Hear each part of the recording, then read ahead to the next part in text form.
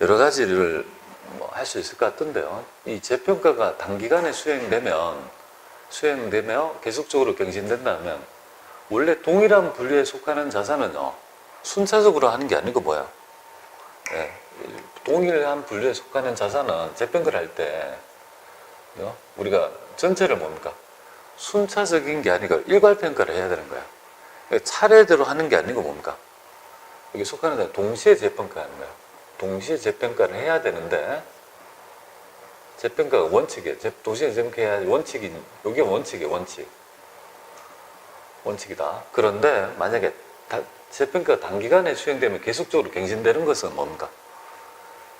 순차적으로 평가할 수 있도록 합니다.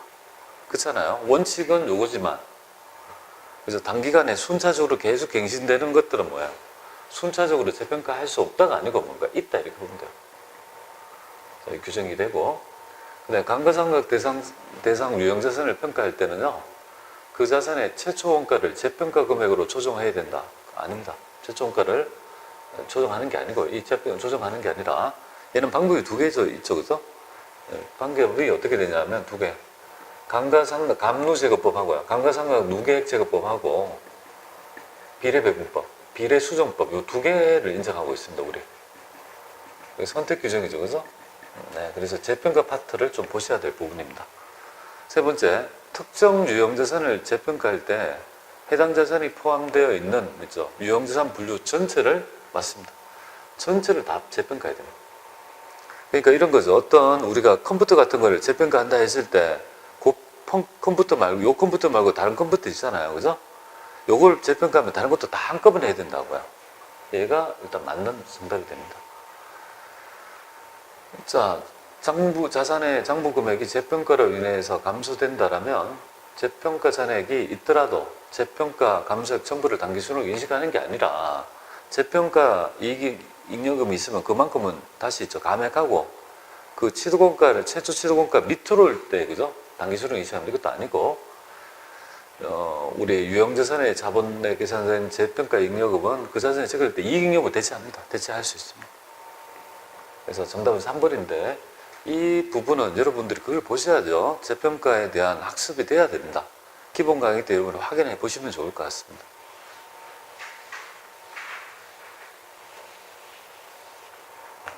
자, 그 다음에 16번 한번 보겠습니다. 16번에 보면 우리가 설비자산에 대해서 처분 이익은 얼마냐 이렇게 나옵니다. 그죠? 그래서 이거를 이제 우리가 논리적으로 좀 해봐야 되겠죠?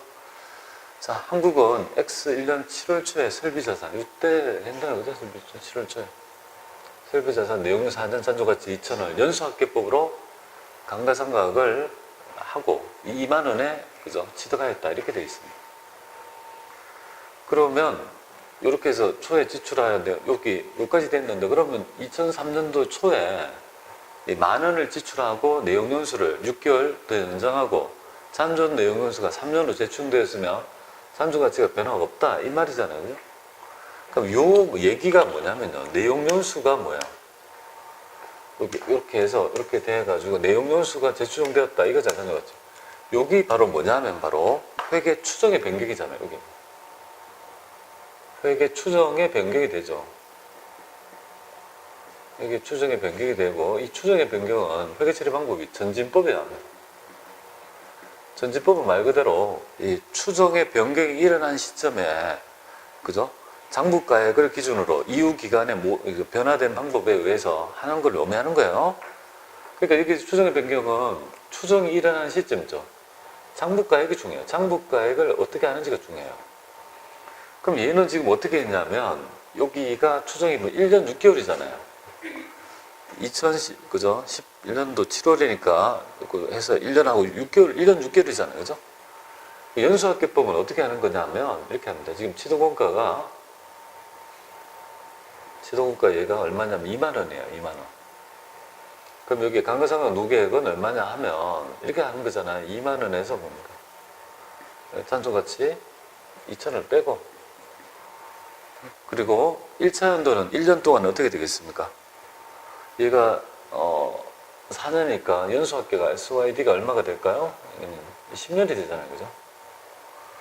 그럼 10년 그럼 1년 하면 4, 3 이렇게 되잖아요. 그죠? 자, 1년이 지났다. 그죠? 얘는 지금 1년하고 6개월이 지난 거 아니겠습니까? 그럼 1년은 4 되겠고요. 그 다음에 4, 3. 근데 3은 어떻게 됩니까? 3년은 우리가 2로 여기는 6개월만 지났으니까 3년이 아니고 어떻게 됩니까? 3년이 아니고 3년에 곱하기 12분의 6개월만 이렇게 된 거잖아요. 그죠? 1차연도 어떻게 됩니까? 1년은 10분의 4 나누고 또 요거는 또 3년 해서 뭡니까? 또 그죠? 6개월 나누게 되니까 이 금액은 결국은 5.5년이 되겠습니다. 그럼 요 금액이 누적적으로 쌓였다는 말이거든요. 그러니까 18,000원에 곱하기 5.5 나누기 10 이렇게 하면 되겠습니다. 그러면 9,900원이 이렇게 되겠습니다. 그러면 요 시점 이렇게 해서 장부가액은요, 장부 금액은 9,900원 빼면 1,100원 이렇게 되겠습니다. 여기 바로 이제 장부가액이에요. 요 시점에 뭡니까? 변경이 일어났다 이 말이죠. 요 시점인데 여기에서 어떻게 됩니까? 초에 10,000원을 지출했죠? 그러면 여기 지출이 뭡니까? 지도가 10,000원이 더 플러스 됩니다. 요렇게 했고 요 시점에 21,100원 이렇게 되겠죠. 여기 새로운 장부가가 되죠. 그죠? 장부가. 그리고 연장해서 내용연수가 3년으로 재추정되었다 했을 때 변화가 없다. 그리고 X 3년 초에 이거를 처분했다고 했으니까 요 시점에 또 뭐 어떻게 하면 또 감가상각비 인식해야 되죠. 그죠? 요 시점에 새로운 장부가가 되잖아요. 그죠? 감가상각비는 어떻게 되냐면 이렇게 21,100원 근데 잔존가치는 변화가 없다고 했으니까 여기에서 2,000을 빼요. 곱하기. 그러면 지금 남아있는 내용연수는 3년이니까 뭡니까? 요거의 내용연수 합계는요. 뭐 4, 5니까 6년이 되겠다. 그죠? 6분의 3 이렇게 3, 2, 1 이렇게 나올 거 아니에요. 그죠? 그럼 요 금액은 그러면은 9,050원? 그럼 이렇게 한 후에 뭡니까? 2014년도 1월 1일 시점에 장부가의 가치는요. 그걸 뺀 나머지가 그죠? 얼마가 되냐면 201빵빵 9050 그러면 결국은 11050 이렇게 되겠습니다. 그죠? 요 금액이 장부가액이에요. 그리고 처분 대가는 얼마라고요? 처분 대가는 15,000원 이렇게 되겠습니다. 그러면 결국은 처분손이거든요. 요만큼을 15,000원에 팔았으니까 뭔가 이득 본 거 아니겠습니까? 그죠? 이득 봤으니까 이 금액만큼은요. 3,950원만큼이 뭐예요? 이득을 봤다. 그래서 정답은 3번이 될 것 같습니다. 조금 복잡하죠? 굉장히 뭡니까? 좀 어려운 문제가 될 것 같습니다. 좀 많이 어려웠던 것 같아요. 이걸 뭐 이런 정도를 왜 우리 그저 주택관리사 회계 원리에 내서 이렇게 힘들게 하는지 모르겠어요. 제가 볼 때 조금 너무 좀 높은 문제가 같아요.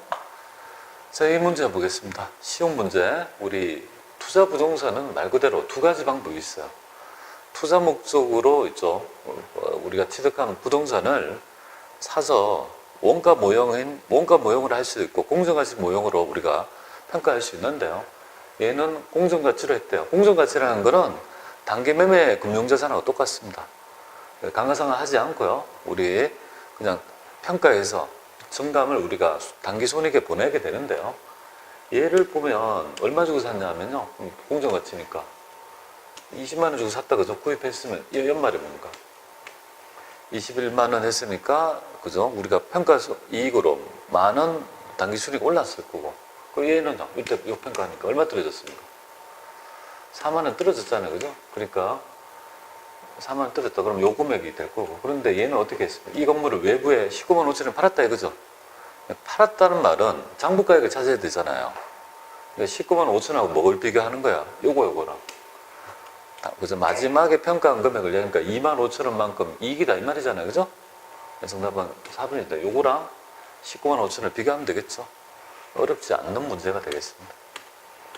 자, 18번 한번 같이 볼게요. 단기에 대손상각비가 70원일 때 기준 실제 대손으로 확정된 금액은 얼마냐 이렇게 물어보고 있습니다. 그러니까 이 말은 실제 대손으로 확정된 금액을 물어보는 거죠. 대손 충당 금액 변동에서 그걸 알 수가 있는데 한번 보겠습니다. T를 딱 그려가지고요. 대손 충당금 보겠습니다. 대손 충당금 기초잔액은 당연히 대변이 될 거고요. 기말 이렇게 됩니다. 요거에 증가되는 거는 설정이 되겠죠. 여기는 증가 거래를 적는 거잖아요. 대손 충당금 감소 거래를 적는 거죠.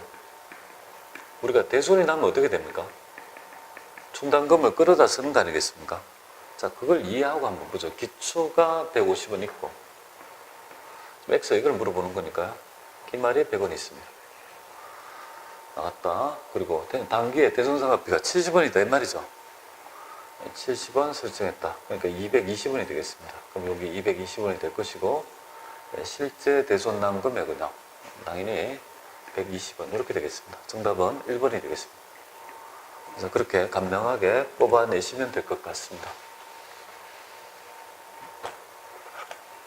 자, 19번 보겠습니다. 자, 19번에 보면 우리가 대안의 주식 1000주를 주당 7,500원에 매입하여 공정가치 변동을 단기 수익으로 인식하는 금융자산을 불렸다. 이게 단기 매매 금융자산으로 우리가 분류하였다 이 말이죠. 그래서 X 1년 9월 초에 400주를 그죠 8,500원에 처분하였고, 그리고 기말의 공정가치는 8,000원이다. 아, 이때 지금 물어보니까 2000X 1년도에 손익계산서에 인식할 단기 이익은 얼마냐 이거잖아요, 그죠? 그러면 한번 보겠습니다. 지금 1000주를 샀어요. 1000주를 샀어요. 그런데 여기 보니까 9월 초에 뭡니까? 9월 초에 몇 주를 팔았냐면 400주를 팔았고, 그럼 12월 말일자에는 600주가 있다, 그죠?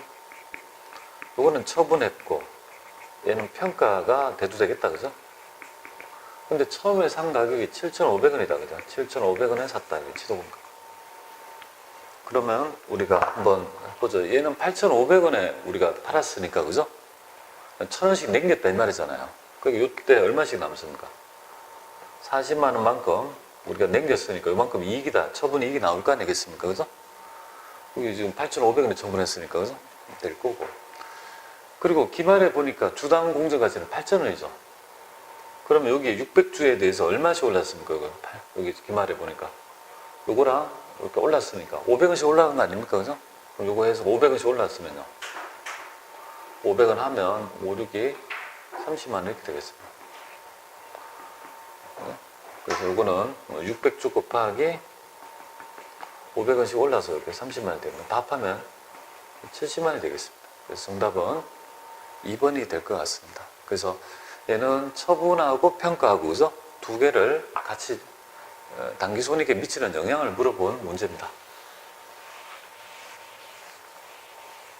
자, 그 다음에 우리 20번 한번 볼까요? 20번에 보면 이렇게 되어 있습니다. 사채를 발행하고 우리가 삼각구 원가를 측정한다. 발행 조건이 다음과 같을 때 X 2년 초에 금융자산의 장부 금액은 얼마냐 이렇게 물어본 거네요. 그죠? 얘는 우리가 사채를 구입했죠. 그죠? 그러니까 이게 만기 보유 금융자산이에요. 그래서 얘를 그죠? 우리가 이제 사채의 장부가액을 구하는 장부가액이 곧 뭐예요? 우리 투자 만기 보유 금융자산의 장부가액이다 이렇게 보면 돼요. 만기 보유 금융자산의 장부가액입니다. 그러니까 이제 사채 모형대로 하시면 좀 될 것 같습니다. 어렵지 않게 할 수 있죠. 일단은 이 금액에 구입했으니까 여기 액면이니까 이게 우리는 할증 발행의 형태죠, 그죠? 할증 발행 형태가 됩니다. 할증 발행. 자, 일단은 우리 회사 입장에서 그죠? 빚이 얼마인지 한번 볼게요. 빚으로 해서 반대하고 똑같은 거니까요. 사채가 지금 104973입니다. 이만큼을 빚을 진 거예요. 빚을 졌어요. 근데 1년 동안 우리 회사는 표시 이자는 12%고 유효이자는 10%니까 얘는 결국은 1년에 이자를 표시 이자는 12만 원 주는 거예요. 12만 원. 근데 실제 이자는 그죠? 10%밖에 안 되잖아요. 그죠? 그럼 해볼게요. 빚이 이만큼 있었다. 그러면 이 금액을 그죠? 1049를 732만큼을 빚졌는데 이 금액의 이자는 원래 10%라고요. 그럼 이 금액이 10%라면 이자를 얼마 줘야 되냐면 1049 73 이렇게 그죠? 약 10만 4,973원을 줘야 된다고요. 근데 얼마를 줬냐면 요 금액이 여기 지금 보면 표시 이자율이 12만이잖아요. 그죠? 그러니까 내가 해야 될 이자보다 여기 이자잖아요. 이자보다 더 많이 주는 거예요. 그러면 결국은 여기에 1049 973 이렇게 하면 15027 15027만큼을 결국은 더 주는 거예요. 그럼 최초에 빚이 이만큼 있었잖아요. 그죠? 근데 이제 이만큼이 뭡니까? 빚을 갚은 꼴이 되죠. 그러면 결국은 요 시점에 장부가액은요. 장부가액은 이걸 빼게 되면 104973이 그럼 103470이 그러면 702 705 이렇게 되겠습니다. 그래서 정답은 1번이 될 것 같은데요. 어차피 이 할증 발행 모형은 이런 거잖아요. 그죠? 이렇게 해가지고 궁극적으로 지금 3년인가요? 3년이면 좋아요. 그러니까 1차연도, 2차연도, 3차연도 처음에는 빚이 이만큼이죠. 1049 73인데 궁극적으로는 100만이 될 거 아니겠습니까? 그러니까 요 시점에 뭡니까? 삼각공가 요 시점에 삼각공 요거다. 그죠? 그 금액이 곧 뭐예요? 투자하는 자 입장에서의 만기금융자산의 장부가액하고 일치되니까 정답은 1번이다. 이렇게 보시면 됩니다. 자, 이렇게 해서 우리가 여기까지 20문제까지 해봤습니다. 조금만 쉬었다가 해보도록 하겠습니다.